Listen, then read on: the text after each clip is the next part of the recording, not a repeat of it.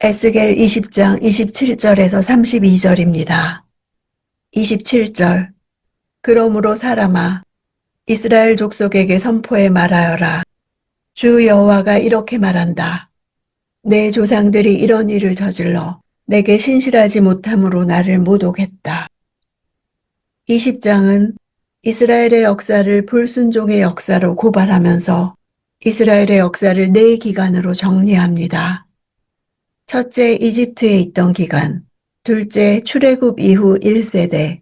이제 오늘 본문은 세 번째, 네 번째로 가나안 땅에 들어온 이스라엘 자손들과 포로 공동체 역시 크게 범죄하여 하나님을 분노케 한 사실을 기록합니다. 그러므로로 시작하는 것은 가나안 땅에 들어온 이스라엘 자손의 범죄가 사실상 광야 세대의 영향을 받아 발생한 것을 말합니다. 그들은 조상들의 죄악의 고리를 끊어버리지 못하고 계속해서 되풀이했던 것입니다. 조상들이 저질러 하나님을 모독한 죄는 종교적 죄, 즉 우상 숭배를 말합니다. 이스라엘 백성들은 여호와께서 자신들에게 기업으로 주신 가나안 땅 안에서 우상 숭배를 함으로써 여호와께 범죄했습니다. 이는 그들 주변의 여러 이방 민족의 영향을 받은 것입니다.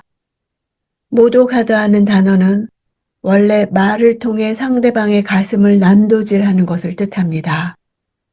구약에서 이 단어는 모두 7번 사용되었는데 여호와가 그 대상일 경우에는 여호와에 대한 신성 모독을 한다는 뜻으로 사용되었습니다.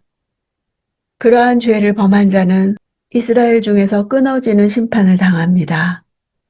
그런데 그 죄악을 이스라엘 자손이 집단적으로 범했습니다. 그러므로 그들의 국가가 멸망하게 된 것입니다. 28절.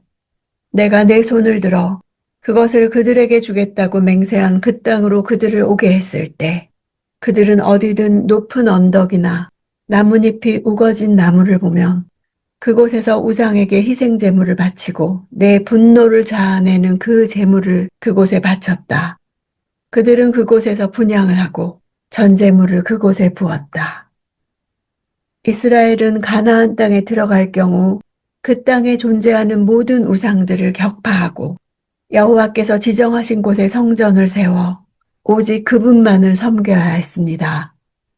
그럼에도 불구하고 이스라엘 자손들은 가나안 토착 우상 문화에 동화되어 우상 숭배의 길로 빠지고 말았습니다. 그들은 높은 언덕에서 주로 자연에 관계된 우상들을 숭배했습니다. 고대 근동에서는 특히 높은 산들의 우상의 신전들이 많이 세워졌었습니다.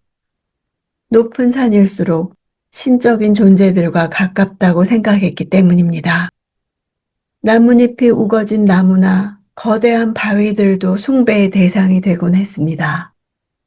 희생제물을 바쳤다는 것은 성전에서 양이나 소를 잡아 피를 뿌려 제사를 드리는 것과 동일한 절차로 희생제사를 드렸다는 사실을 말해줍니다. 그들은 오직 여호와께만 합당한 제사를 산당이나 나무 아래에서 우상들에게 바쳤던 것입니다.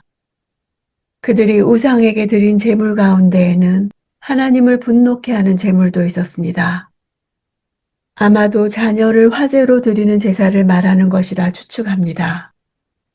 분노하다는 단어는 사람의 심령을 고통스럽게 하고 쓰라리게 하는 것을 의미합니다. 이는 이스라엘 자손이 산 위에서 우상들에게 드린 제물들이 여호와의 심령을 후벼 팔 정도로 악한 것들이었다는 사실을 말해줍니다.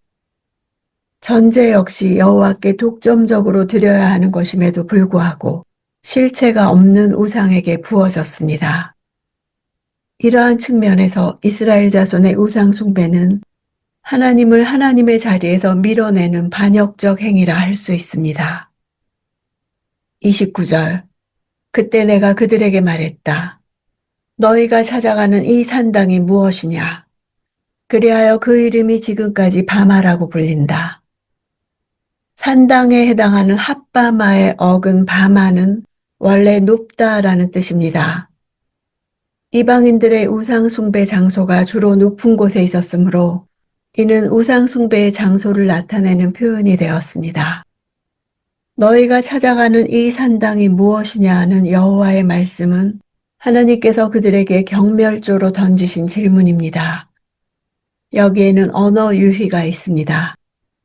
가다는 동사 보의 분사형 바와 무엇이라는 단어 마가 결합되어 바마, 즉 무엇을 찾아가느냐도 바마, 산당도 바마인 것입니다.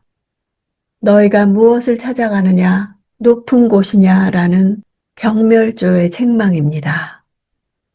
31절 너희가 너희의 아들들을 불 속으로 지나가게 제물을 바치고 오늘날까지도 모든 우상들로 너희 자신을 더럽혀왔다. 이스라엘 족속아, 그런데 내가 너희의 질문을 허락하겠느냐? 내 삶을 두고 맹세하는데 내가 너희에게 질문을 허락하지 않을 것이다. 주 여호와의 말이다.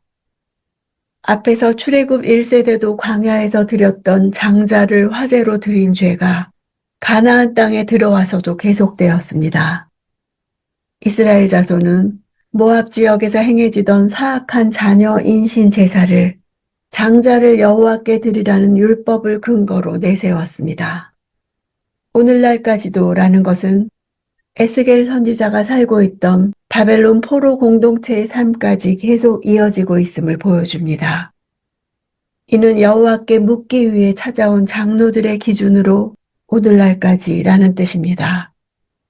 아마도 포로 공동체는 포로 생활에서 필사적인 행동으로만 하나님의 진노를 진정시킬 수 있다고 느끼고 이방 민족들이 하는 대로 자녀 인신 제사를 드렸을 수도 있습니다.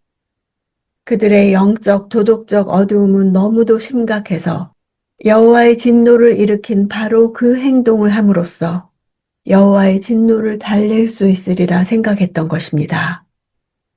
여호와께서 범죄에 대한 형벌로서 이스라엘 자손을 이방 먼 땅 바벨론으로 흩어버리셨지만 그곳에 흩어진 자들은 여전히 조상들의 죄악의 심각성을 깨닫지 못하고 계속해서 그러한 죄를 반복하고 있었던 것입니다. 그러므로 여호와는 더 이상 아무 대답도 하지 않으실 것입니다. 32절 우리가 이방 사람 곧 다른 나라 족속처럼 돼서 나무와 돌을 섬기겠다 라고 너희가 말하는 너희 마음속의 생각은 결코 이루어지지 않을 것이다. 하나님은 그들의 마음에 품고 있던 깊은 생각을 다 알고 계심을 밝히십니다. 마음속의 생각은 그들이 말로는 하지 않지만 이스라엘 모든 백성들이 암묵적으로 가진 은밀한 생각이었던 것입니다.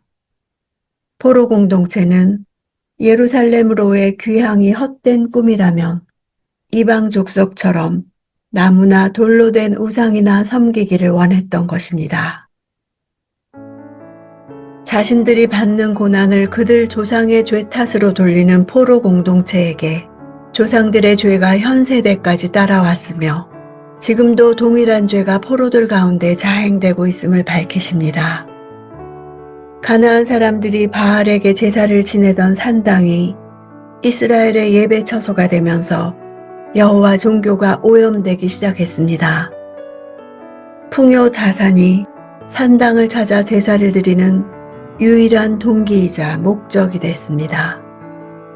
풍요에만 관심이 있었기에 누가 풍요를 주관하는지는 별로 중요하지 않았습니다.